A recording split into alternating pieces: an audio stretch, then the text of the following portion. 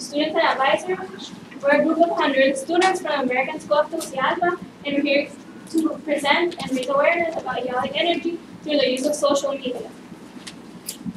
Hi, I'm Dominique Gomez, and we believe that wind power is currently the fastest growing source of production of electricity in the world. Hi, my name is Paulina Madrid. Do you know the Eolic farm at Tegucigalpa is creating 102 megawatts and 500 to 600 jobs? Good afternoon, my name is Janela Igono, and I will be presenting the most used alternative to fossil fuels, which has almost no environmental impacts, and that is eolic energy. My name is Ana Lucia Rivera, and I'm going to be speaking about the largest wind farm in Central America, and that is Tegucigalpa in Honduras. My name is Tineke, and can we believe that 95% of the population around the wind farm in Honduras accepted the project? Hello everybody, my name is Estefania Vasquez. Let me tell you that if Facebook were a country, it'd be the world's third largest.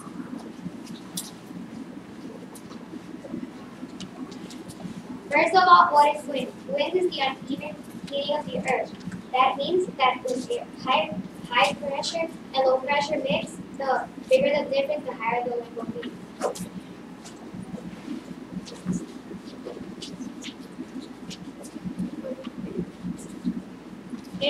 Eolic energy has been used for a long time. In the past, it was used to prop up ships, plus used for mechanical machines that were responsible for the processing of grains and the pumping of water. Today, eolic energy is a growing industry, and wind turbine can produce enough energy for 6,000 homes. And it's estimated that by the year 2030, approximately 45% of the population will be using eolic energy. There are many different types of wind turbines.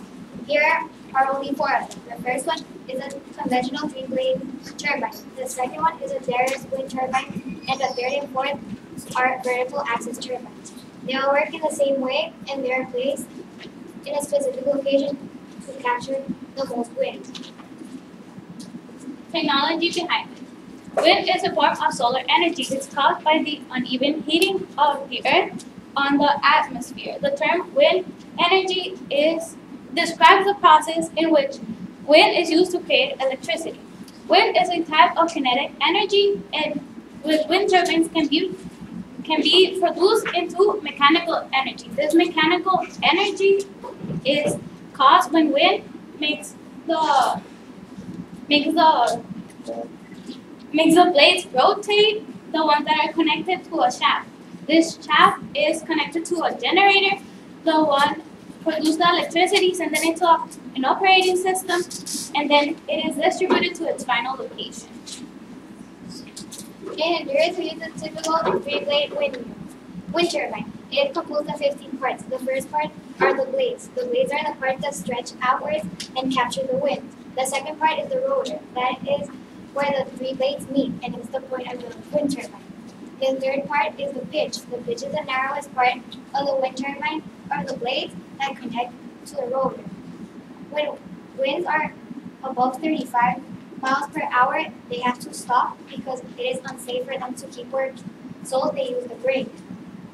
When the blades begin turning, they make the low-speed shaft and the high-speed shaft move.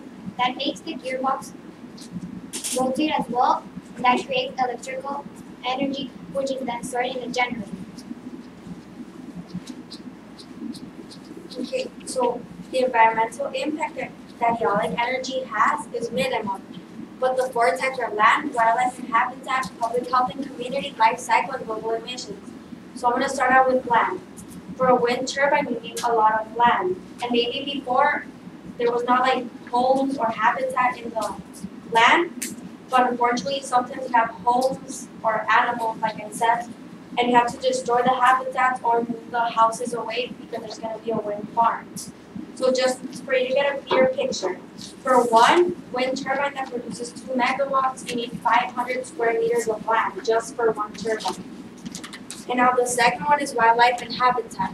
Like of course, a horse or land animals will be right to on the wind turbine, like these, and will not get close to it. But birds and bats will not see the blades floating in the air and will crash into them and eventually die. Also, the change in air pressure hurts the birds and bats. But now with the improved technology, there's not so much deaths of birds and bats. And now public health and community. You might wonder how these hurt us, how the wind turbines hurt others. Like maybe none of us here live near a wind turbine. So the effect can be in sound and visual. It can be in sound because just imagine when you jump rope, you hear a sound of the rope cutting the air. So you hear a sound. Just imagine these huge wind turbines cutting through the air. That's the sound. So people who live nearby will get annoyed with that sound. Also the visual, the blades make a shadow flicker, and the shadow flicker is caused by specific environmental conditions. When the rotations of the blades start making shadow and light, and if the frequency of the shadow and light are 3 per second, then you can get annoyance, stress, and even it can cause depression. And these studies were made by the World Health Organization. And in really severe cases, you can even start getting seizures. And the last impact is life cycle and global emissions. This effect is not made by the process of doing the energy, but instead of the process of building the wind turbine.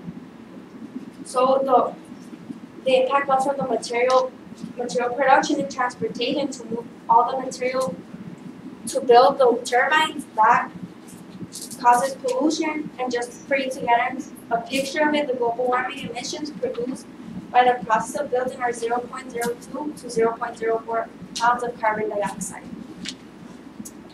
Now the statistics of cost and use. So to start out with the cost, a wind turbine cost is roughly $3 to $4 million without the maintenance included.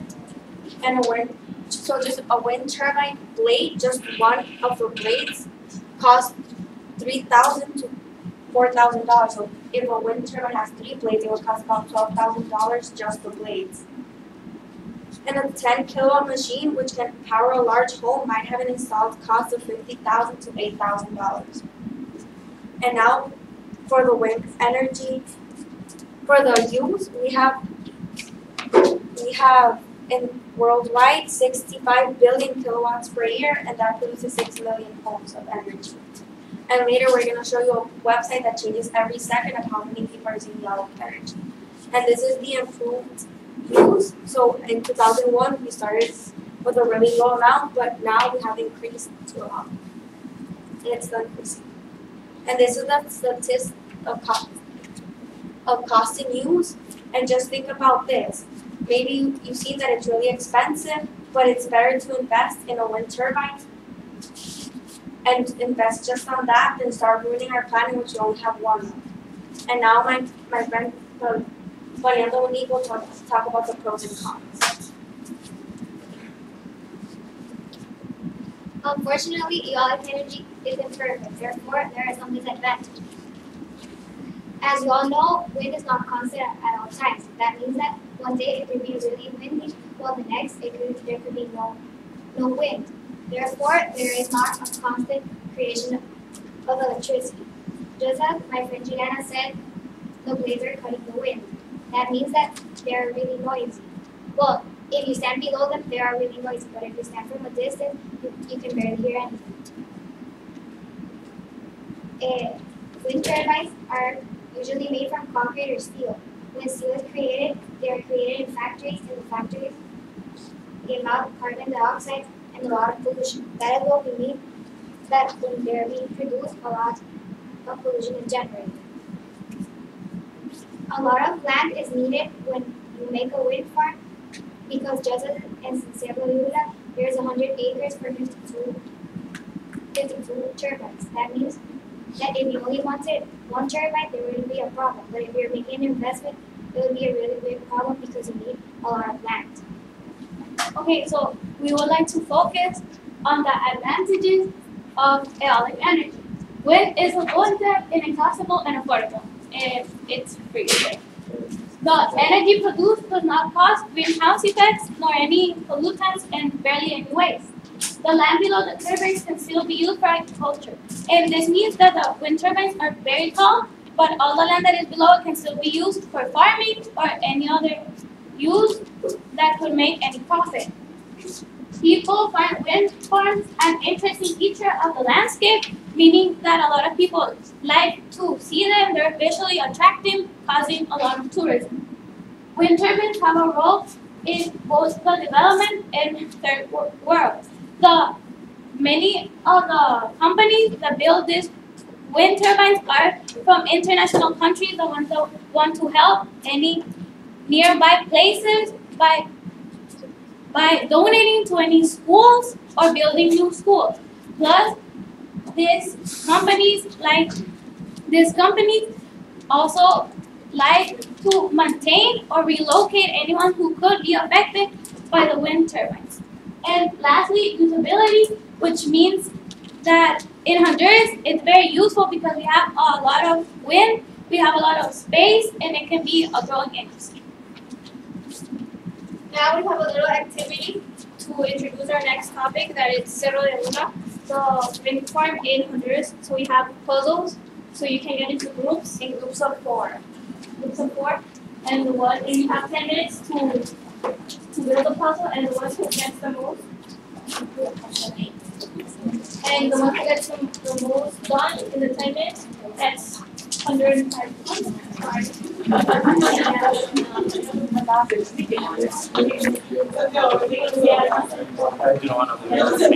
Huh? No, because they want to be able to get the whole room. See, I'm not getting the whole room. There's no way you can get that. Well, it's a risk.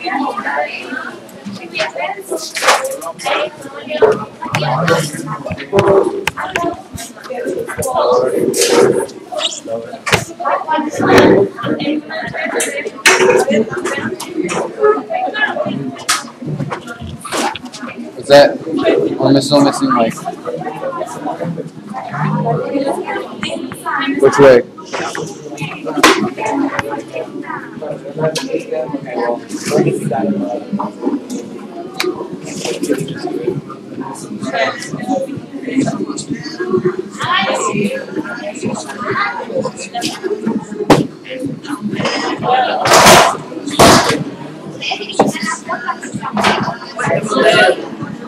What's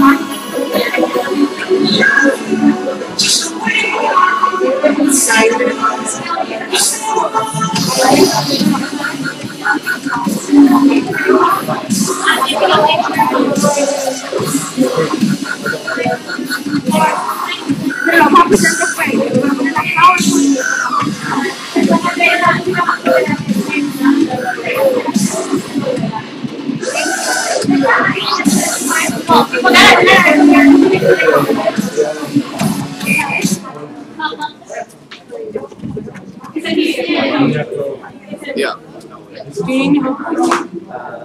No, that's what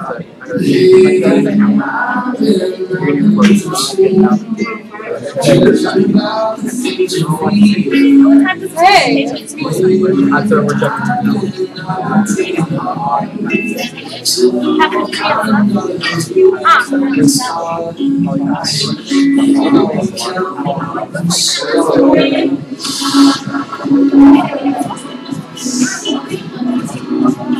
oh, yeah.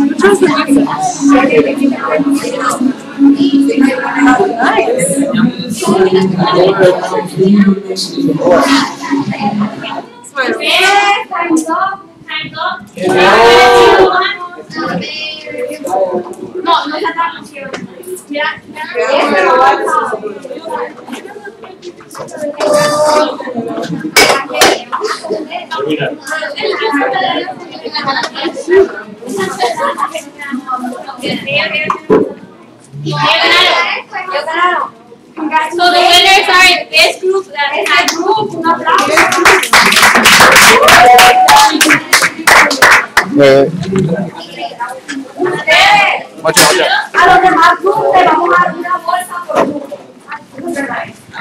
One sec. Can you see their cable? Not really. It's okay. Never mind. I think we should scoot it back so we can see them more. There were a lot of them.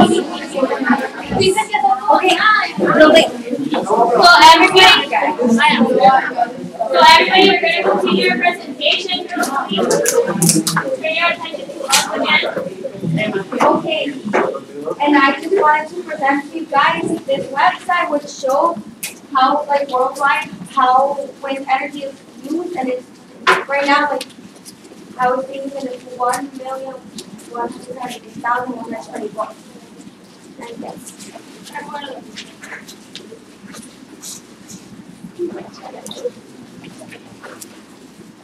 Someone once said, as long as the earth is moving, we will always have wind. This just shows us how the earth by itself gives us the resources we need to survive. Honduras is taking this advantage and it's making a change. Located between Santa Ana and Buenaventura is Cerro de Ula, just 26 kilometers south of the country's capital, Tegucigalpa. It expands in 6,500 hectares, and it's the largest wind park in Central America, also called the Central American Eolic Energy Capital. Like everything that we do in planning takes hard work and dedication. This project was planned for 8 years, and the planning finally paid off in December 2010, when they started the construction. It originally started with the rights of developing 80 megawatts for all the park. Then it slowly went growing, and at the end of December 2011, it was finally finished, and in February 2012, the park was inaugurated. So it was not that long ago. So it's relatively really new to our country. And they ended up with the developing rights of 102 megawatts. Sadly, it only generates 6% of the power in Honduras. So they want to expand it and add more turbines to this park and possibly open more parks in Honduras. And the candidates are Libya and Eolic. Because, as all of you know, a wind turbine needs a convenient location. The construction, like I said before, needs careful dedication. One of the turbines in Honduras is 78 meters tall. When the highest blade is pointed up, and it's 87 meters in diameter. To build this type of turbine, they have to get the cranes to build on the other cranes to be able to build them. So you can imagine their size. When you see all the work that is done, you can see why it takes so much time. Right now, there are 51 turbines in the park, but an average works like 48, because sometimes some need maintenance and others the wind is not blowing properly, so they cannot work. The wind in the park comes from the north and from 0 to 15 degrees. If it reaches more than that, like my friend Dominique was saying, it automatically stops because of security reasons. One of the turbines' lifetime lasts from 20 to 25 years. They are controlled from the control room, and in the control you can see their division of 10 sections by location. And they give you the information that shows you how much energy they're generating, the speed they're turning, and more. They also have alarms and cameras in each turbine for security reasons. And the control room also connects directly to La Tele, that is the company of distribution of energy in our country. All of the park generates about 230,000 volts. and each turbine like 2 megawatts. It has 2 main stations, Parada and station in Suryapur. And this type of energy is complementary with hydroelectric energy. When there's rainy season, we can use the hydroelectric. And then dry season comes, and we can use, with it comes the wind, and we can use the eolic energy. This is also part of the Central American organization, because sometimes, like it's happening in Panama and Costa Rica, they have very few energy sources, and they have to buy and sell. So they have to buy right now energy because they're lacking, and that's what is available. And the park not only gives like energy to Honduras, but it shows and inspires people, like, and helps the community it is in. Like my friend Nika will be saying in a minute. And for example, one of the local musicians called Eolic came to the park and was inspired by its beauty and its outreach that he made a song called Aires Nuevos, and we're going to show you the video.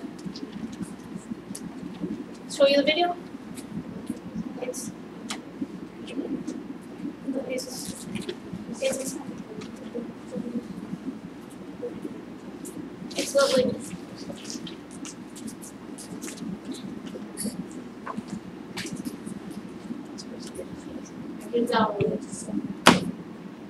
No, it's not. So they can play. They don't play. We're gonna play it later if we have time. I can.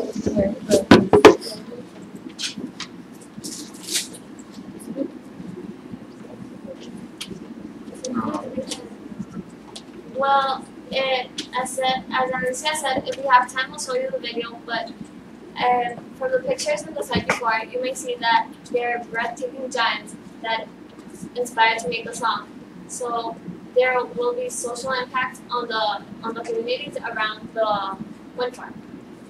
On the social impact of Cerro de Ula farm, the creation of approximately 600 jobs.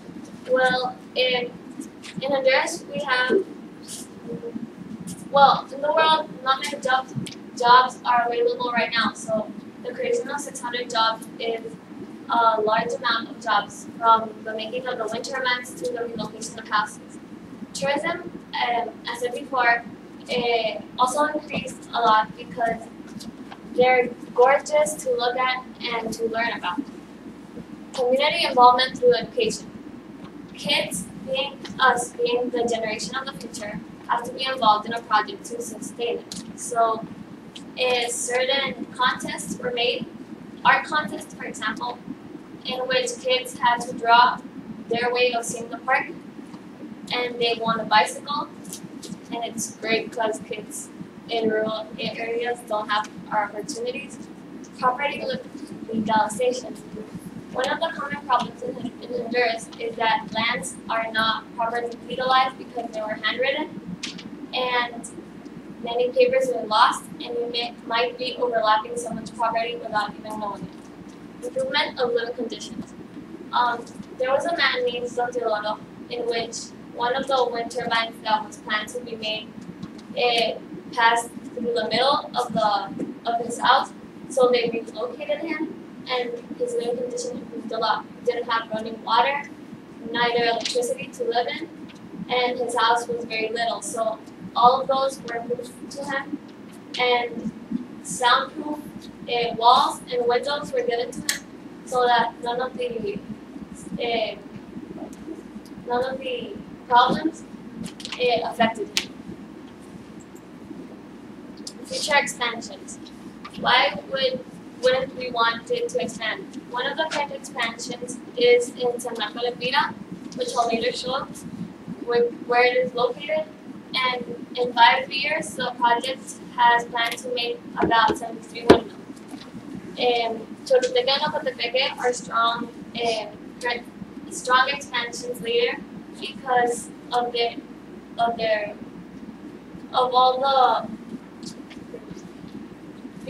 location and someone goes in. Here, approximately here is San Marcos, where they're currently making windmills, and Ocotepeque to Uteca are possibly future expansions. Now my friends, We're going to do an activity and we're going to say statement. And if the sentence or statement applies to you, stand up, clap twice, and say that's me.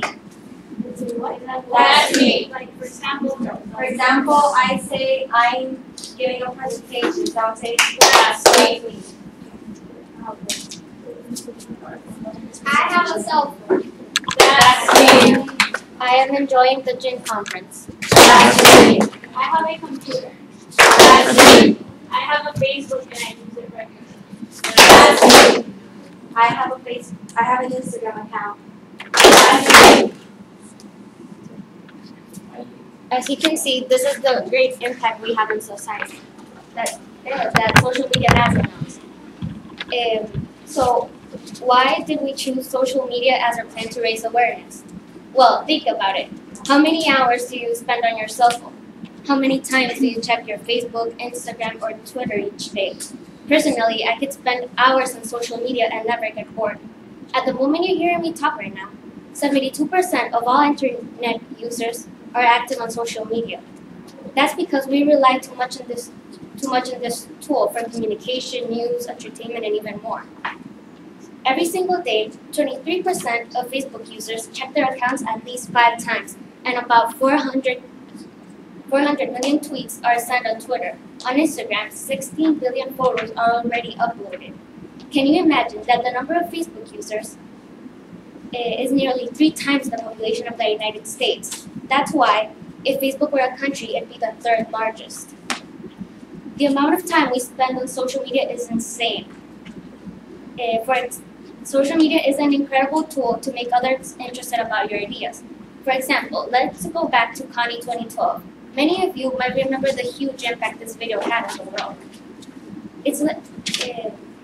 It had more than 100 million views in 6 days.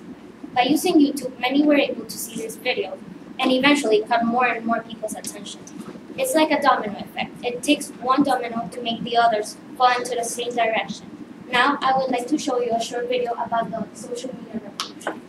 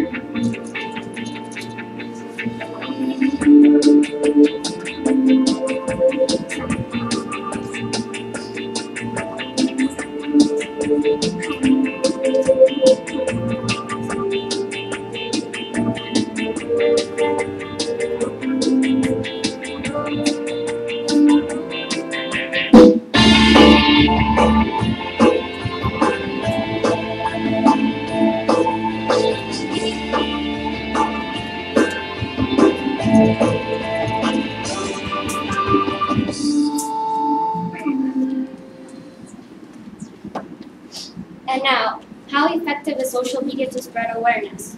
Imagine if at least a small amount from that 72% that is active on social media right now would open their Facebook page and see a post about Eolic energy.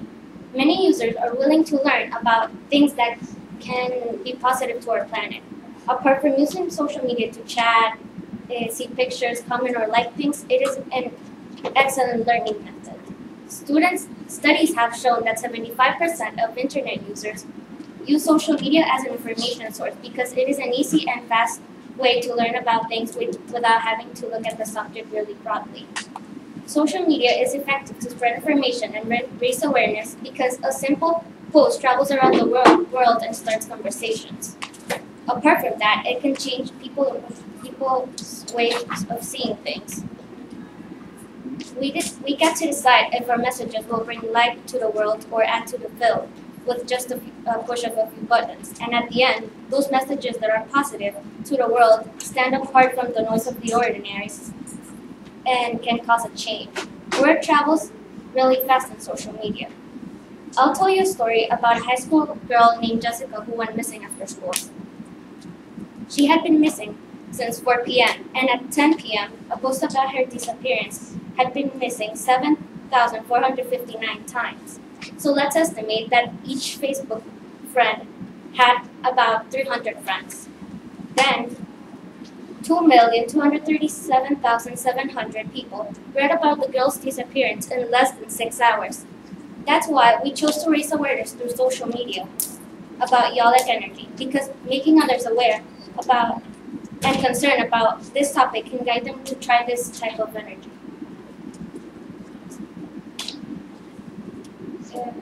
How can we effectively educate ourselves to bring the topics of energy and environment into our lives and make these challenges become our own?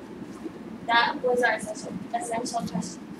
Our conclusion is, social networking can provide opportunities to educate the global community and create awareness of topics youth is interested in. By making virtual connections with other people who have the same interests, we can learn and exchange knowledge with others.